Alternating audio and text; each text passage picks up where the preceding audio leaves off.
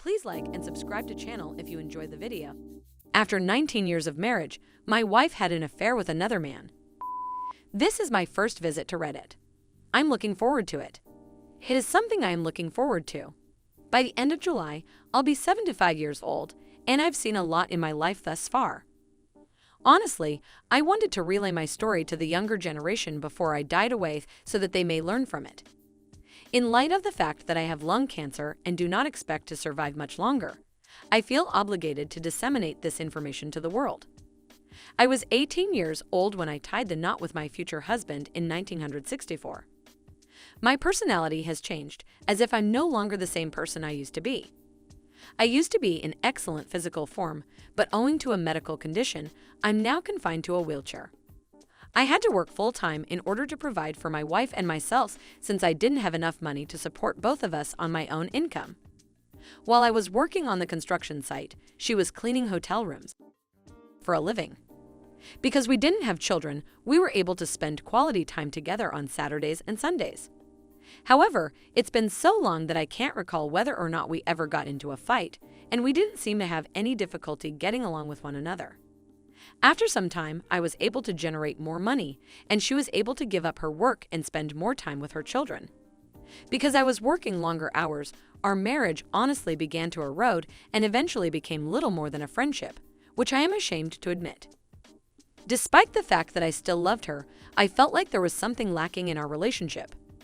In the end, we didn't manage to spend nearly as much quality time together as we had hoped. Because of my position, I accept full responsibility for steering us down the wrong path. Unfortunately, as you will see later, it turned out that this wasn't the only problem, but I should have addressed it while I still had the opportunity to do so. When I go home from work one evening, everything seems to be as usual as it always has been. A meal had been served, and baseball was being shown on television, which used to be my favorite sport when I was younger. My brief interaction with her took place in the kitchen, before I went to my room to change out of my work dress for the evening. When I walked into my room, the first thing I saw was a box of condoms on my nightstand. She argued that there was nothing wrong with me despite the fact that we don't live an especially active lifestyle. This past year, I had my second marriage blessed with joy. However, it was within this time frame that I was diagnosed with cancer, which came as an incredible shock. Since then, I've experienced a substantial lack of energy, and my new wife is the only one who is able to keep up with me. Even if we're attempting treatment, the outlook is not favorable. Towards the end of my life, I'd want to share some of the knowledge I collected over the years in order to make the world a better place for those who come after me and their children. In addition, my talents are deteriorating, therefore, I must take immediate measures to prevent further deterioration. This is written in the hopes that everyone reading it will take something away from it that will assist them in living better lives. After having a vasectomy some years ago and never having used condoms before to that, I was apprehensive.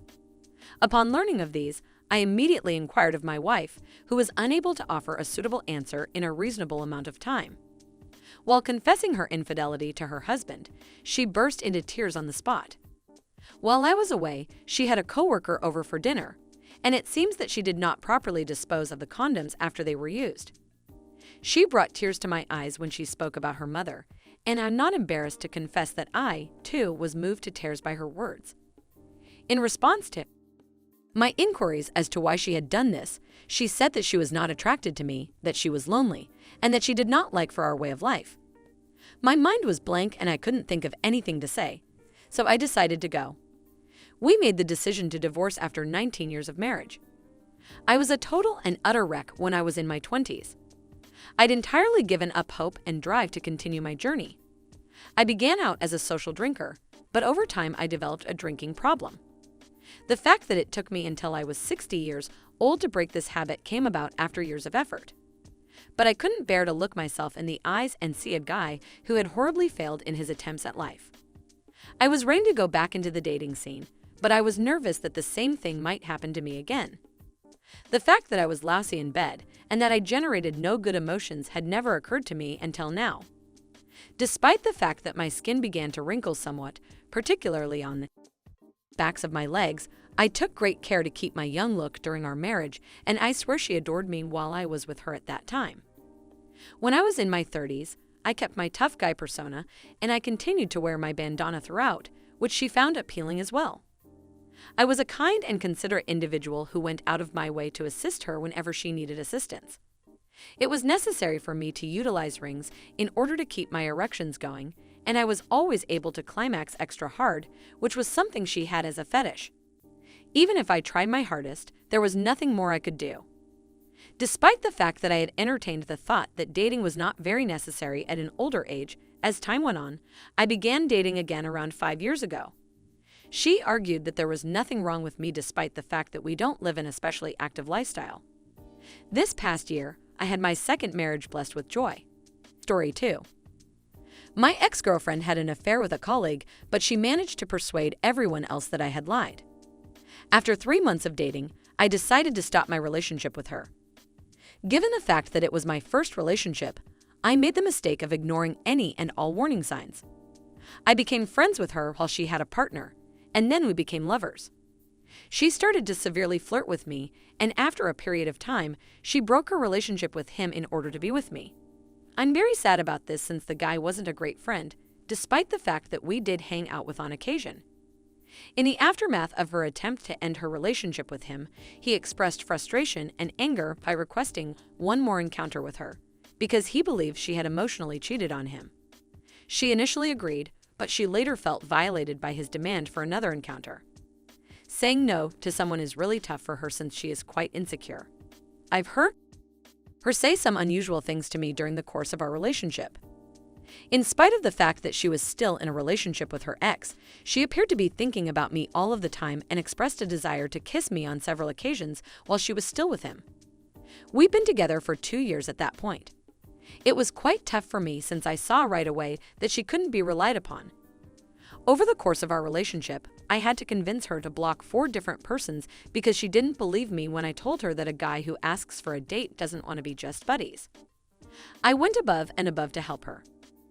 I purchased an apartment for us since she used to every day over her mother's negative influence on her. After a month of living together, she, almost, cheated on me with a colleague, and I was devastated. She hung out with him after work for over 6 hours after each shift and contacted him to tell him how much she admired him and admire him. The fact that she had been lying around 90% of the time was revealed to me when I examined her phone. While her colleague was picking her up in his car, she was normally out purchasing groceries or seeing a friend, according to her. I was really taken aback and couldn't read any of the other texts. The most recent message I saw stated that she was madly in love with him and that she was embracing him at the time. I ended my relationship with her when she returned home.